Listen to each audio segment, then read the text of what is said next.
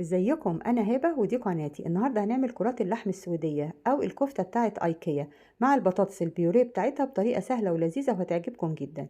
محتاجين نص كيلو لحمه مفرومه تكون دهونه قليله، وبصله صغيره مفرومه ناعم قوي، وبيضه واحده، والتوابل بتاعتنا ملح وفلفل وكمون وبابريكا وتوابل لحمه، ومعلقتين كبار بقسماط، وزبده، وكوبايه كريمه طهي، وثلاث معالق لبن، وكوبايتين مرقة فراخ أو مرقة لحمة، ومعلقتين دقيق، وصويا صوص.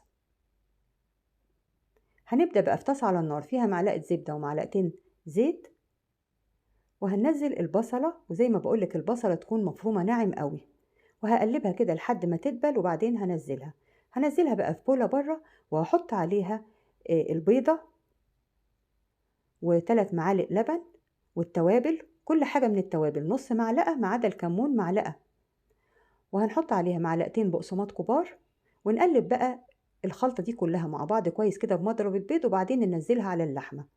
لما تحطيها على اللحمة بقى اعجنيها بإيدك كويس قوي لحد ما يتخلطوا في بعض كويس قوي، ودي خطوة مهمة. بعد ما نخلطهم كده هنحطهم في التلاجة ترتاح بس 10 دقايق. البطاطس بتاعتي أنا قشرت كيلو وقطعته مكعبات وحطيته على النار، وحطيت له معلقة صغيرة ملح. طلعت بقى اللحمة من التلاجة بعد 10 دقايق وعملتها كرات صغيرة بالمقاس ده في طاسة بقى على النار فيها زيت وزبدة، وبدأت أحمر الكرات بتاعة اللحمة.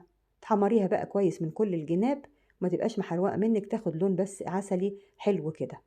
هنحمرها بقى ونطلعها بالشكل ده. البطاطس بقى شوفيها بالشوكة كده، لو دخلت فيها بسهولة خلاص تبقى استوت، نزليها، تصفيها وتنزليها بقى بره في بولة، وتحطي عليها التوابل بتاعتها ملح وفلفل اسود ومكعب زبدة، وبالهراسة بقى وتهرسيها كده كويس.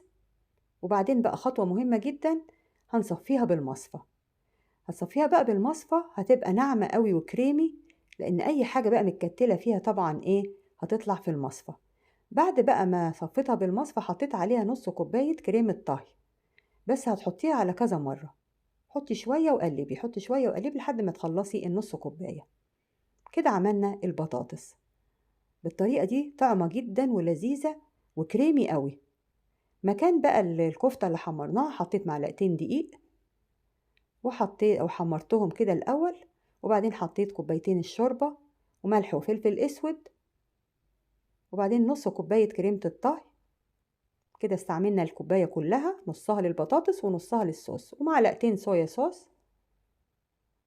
ولما يغلي بقى الصوص بتاعنا كده نزلت فيه الكفتة، وسبتها بقى 10 دقايق، كل دقيقتين كده تقلبيها لحد ما تستوي في الصوص.